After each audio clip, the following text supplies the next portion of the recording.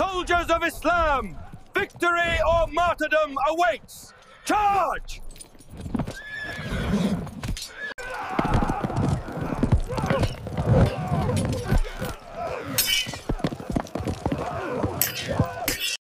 Berikut kisah kehidupan Khalid bin Walid, sahabat Rasulullah yang dijuluki pedang Allah yang terhunus, Saifullah al-Maslul.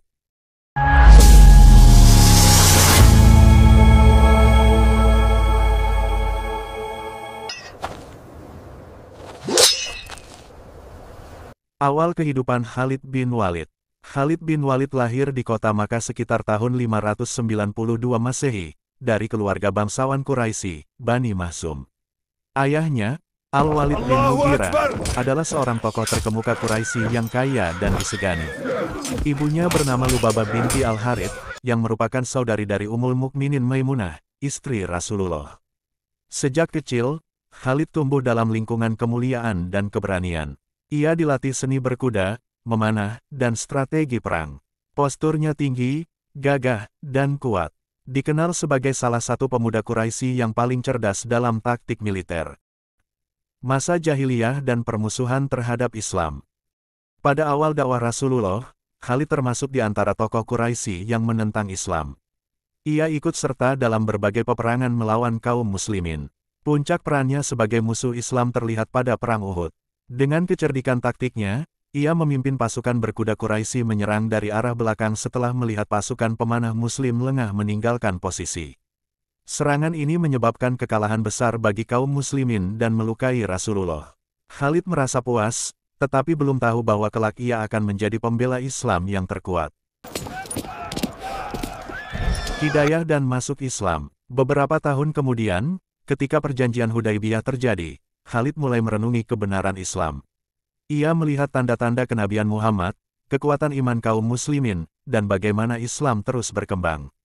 Setelah Fatu Makkah semakin dekat, Khalid memutuskan untuk berhijrah ke Madinah.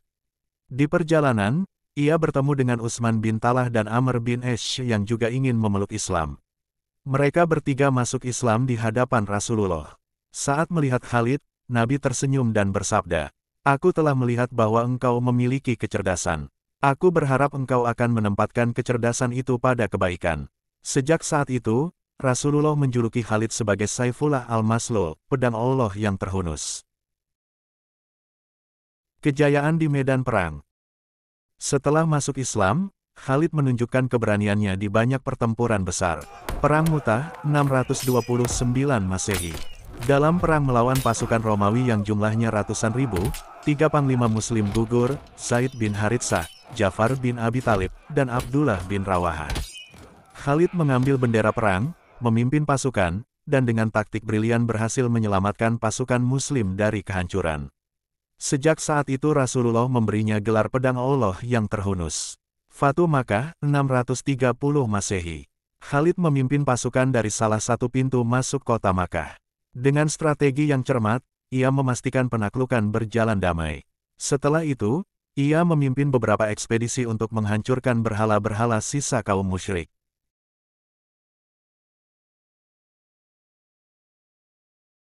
Perang Hunain dan Tabuk. Dalam dua pertempuran besar ini, Khalid menunjukkan kecepatan, keberanian, dan keahliannya dalam memimpin pasukan berkuda.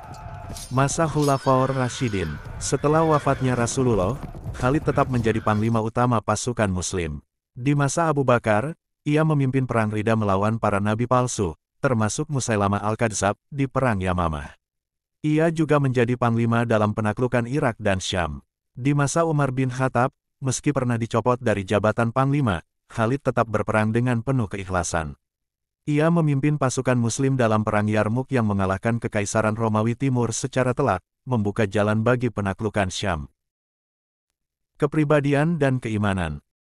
Khalid dikenal bukan hanya sebagai jenderal perang, tetapi juga seorang Muslim yang taat. Ia tidak pernah sombong atas kemenangannya, selalu mengatakan, "Kemenangan ini adalah karunia Allah, bukan karena kehebatan diriku." Ia hidup sederhana, meskipun memiliki kekuasaan besar. Keberaniannya luar biasa, tetapi hatinya selalu takut kepada Allah. Ia adalah lambang keberanian, strategi, dan kepatuhan kepada pemimpin Muslim. Soldiers of Islam, victory or martyrdom awaits. Charge! Wafatnya sang pedang Allah. Meskipun ratusan luka menggores tubuhnya, Khalid wafat bukan di medan perang. Di tahun 642 Masehi, di kota Hims, Suriah, ia sakit keras dan meninggal di ranjangnya. Menjelang wafat, ia berkata dengan suara lirih, "Aku telah mengikuti banyak pertempuran, tak ada satu jengkal pun di tubuhku yang tidak terkena pedang, tombak, atau panah. Namun kini aku mati di atas ranjang, seperti matinya seekor unta." Semoga mata para pengecut tidak dapat tidur nyenyak karena ini. Jenazahnya dimakamkan di Hims. Para sahabat menangis, dan Umar bin Khattab berkata, "Wanita-wanita tidak akan melahirkan seseorang seperti Khalid lagi." Warisan dan teladan. Khalid bin Walid adalah simbol keberanian, kepemimpinan, dan pengorbanan di jalan Allah. Dari seorang musuh Islam yang cerdik, ia berubah menjadi panglima terbesar dalam sejarah Islam. Strateginya masih dipelajari hingga kini sebagai seni perang yang luar biasa. Soldiers of Islam, victory or martyrdom awaits. Charge! Jangan lupa like, share, dan subscribe Story Hidayah. Terima kasih.